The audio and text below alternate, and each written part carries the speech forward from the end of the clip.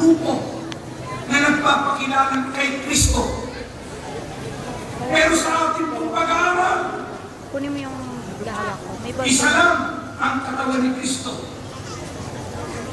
Isa lang ang iglesia na dapat aniban ng tao. Hindi kami nagtataka. Kayo mga panauhin, maaaring tumanggi kayo. Maaaring ipilit nyo ang inyong gusto. Hindi po kami nagtataka.